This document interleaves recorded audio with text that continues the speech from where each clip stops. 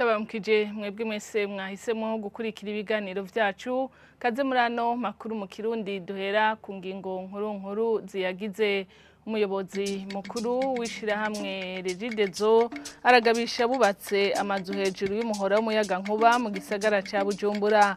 Kubwiwe ngo bo kwibomorera ko ataco barinze gusaba, heka nabubatse munsi y'insinga ngo nabo nyene birabaraba. Muri nondwi amakungu yahariye umukenyezi uno munsi kuri televiziyo Isanganiro tubasangiza ubuzima bw'umukenyezi Germaine Nzeyimana asanzwe akora umwuga wo kumenyesha amakuru, aranatangaza inkino z'umupira w'amaguru ndetse akaba yarawukinye. Muraza kubikurikirana mukanya mw'idonido ryano makuru.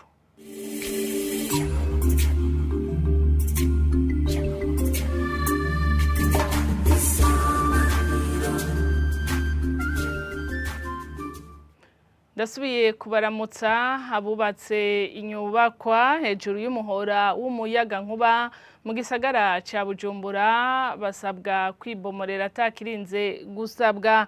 Mu kiganiro urongoye iryo shirahamwe yahaye televiziyo Isanganiro muri nondwi yamenyesheje ko nabubatse munsi y'insinga za Regidezo nabo nyene ivyo bibaraba.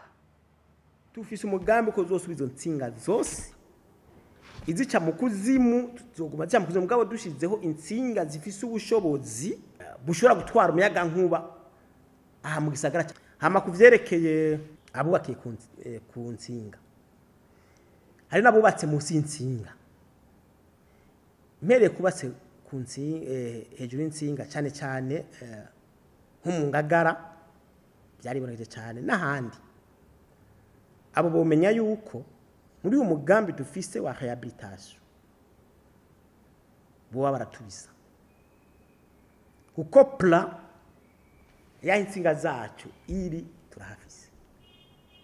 Rero tuzogira gute uwo muntu tuzomubomorera ntagire kintu nkajosaba kuko yubatse ku bikoresho vyacu kandi awe yubatse ku bikoresho vyiwe kandi hajya ajama ku rupfu kubakira munsi y'insinga birashobora gutera ingorane. Rero nosaba bene igihugu abazi ko bubatse kuri izo nsinga zacu babe barakinjura, babe baritegura, ubundi bwobwo bazubabomorera kuko ahaca imihora yacu turahazi. Uwo muntu yubatse ku mihora yacu ntazosabe agashumbusha kuko urumva yatuvogereye. Uwo bizoshika nawe tugasanga ntiyatubake ku muhora wacu mugabo bigasaba ko usanga tumutwaye agace ka parasera yiwe wazoronka shumbusho mugabo batubakiye ko baba ritegura batubise atana cyo barasaba kandi bitegure umugambi ubwira utangure bitegure n'ingoga batubise ntibizosabwe ko ari twe tugenda kumubomora.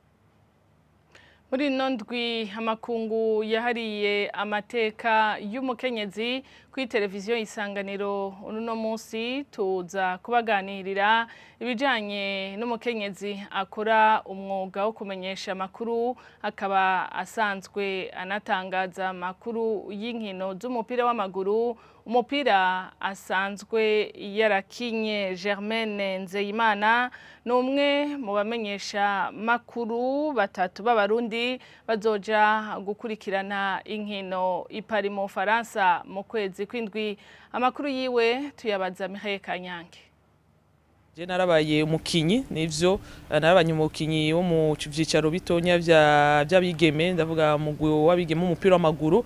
Mbere naratarataje hirya no hino ndaca muri les copines ya Bea yo y'abakiri bato, ngase nahatevye cyane nungururiza ndaja mu mugwi w'umupira w'amaguru wa equipe yo mu Ngagara yitwa Kirezi FC. Rero izo ntamba nizabura kuko yavuga ati wo mwana w'umukobwa gutu ushobora kugenda ijoro guma ngaha ntuzuhure n'ikibazo mugabo muhira ko yakumva twari narifise petit frère nawe nyene yarasanzwe akina. Rero igihe match ibaye nkumva ntashobora kugenda je nyene naramusaba uyu munsi hariyo match par exemple ya Real na Barcelona tuje kuraba akamperekeza intango n'ukuri ntababesha ntiyoroshe na cyane muri no mwuga uhurikiyemo abagabo benshi n'umwuga nasanze mu abagabo benshi nivyo byoroshe kuko ntibanyakiriye bari bazi neza yuko ko atavyo nshoboye bati wewe byo kuvuga amakuru wabikoze hehe urumva byabaye ivyonye baratangura baranca intege ngo ntavyo uzoshobora ibintu by'abagabo gusa bamaye n'uwo mwanya ikibabaje hazawumva rero muri za groupe za WhatsApp duhurikiyemo za sport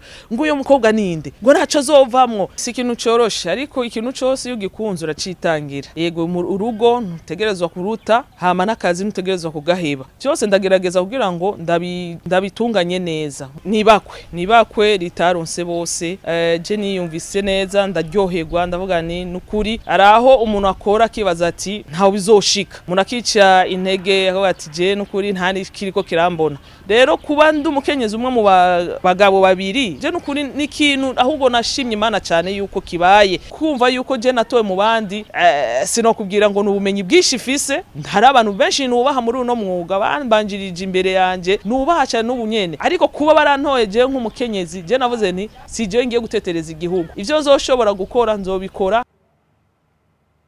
Germaine Nzeyimana n'umumenyesha makuru asanzwe atangaza n'amakuru y'inkino akaba atari inkuru ya Mihaye Kanyange ariko baganiriye nawe muri kino kiganiro.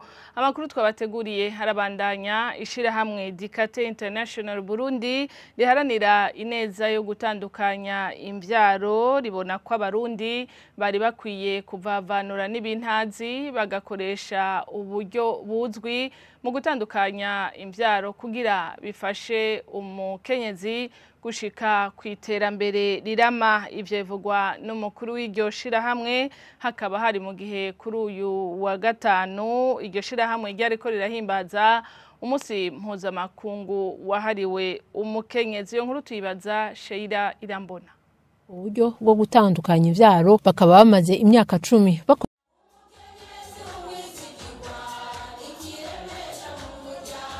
udukino hamwe n'imvyino nivyo vyatanguye ibikorwa vyo guhimiriza abakenyezi bo muri zone Kamenge kuvyerekeye gukoresha uburyo bwo gutandukanya imvyaro.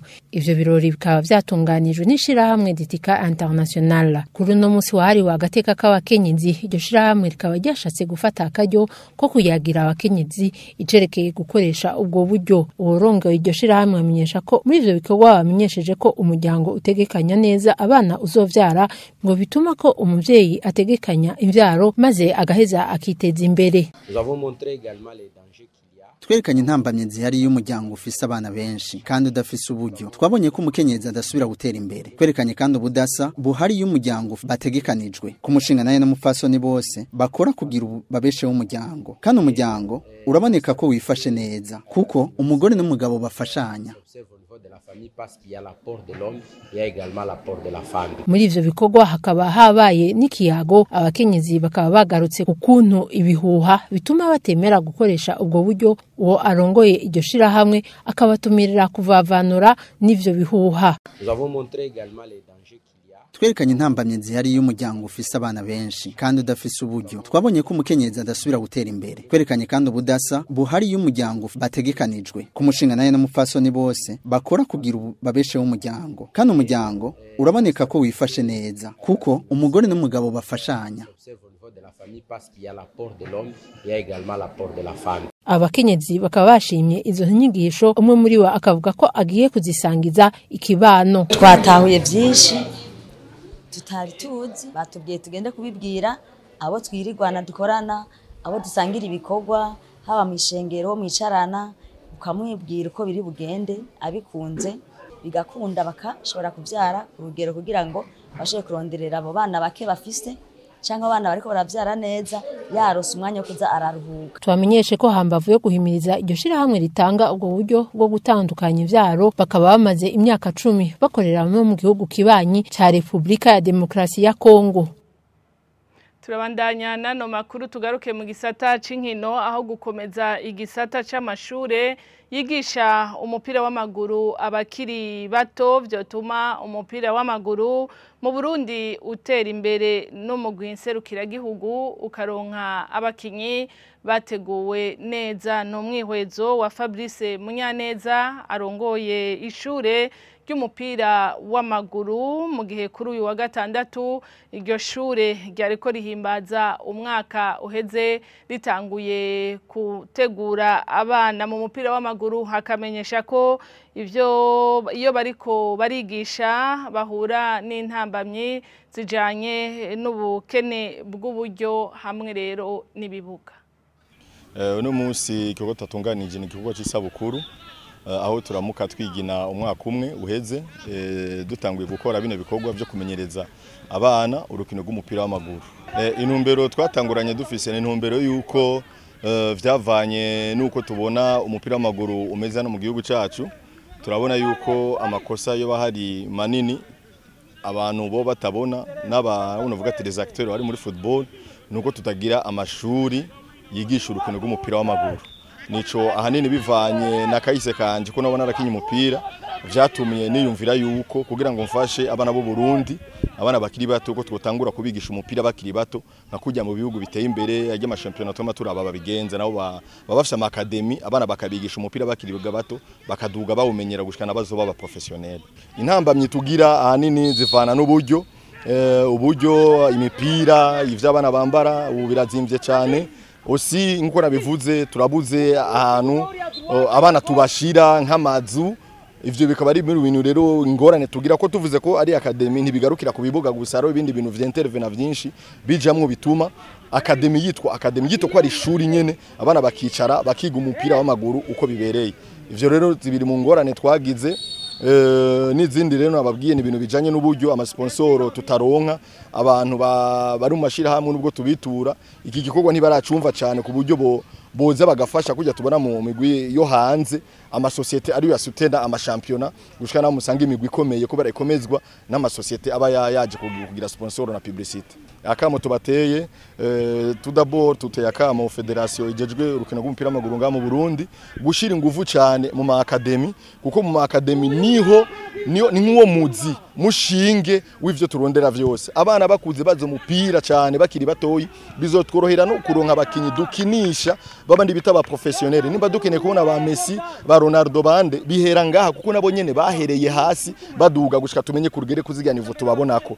Rero no basaba yuko abajejwe vy'umupira mu gihugu bo shira inguvu cyane mu academy bakaramforsa cyane abantu turi mu bikorwa bakaduha intege cyane bakaduha n'uburyo kugira ngo dushore kurera abano bana.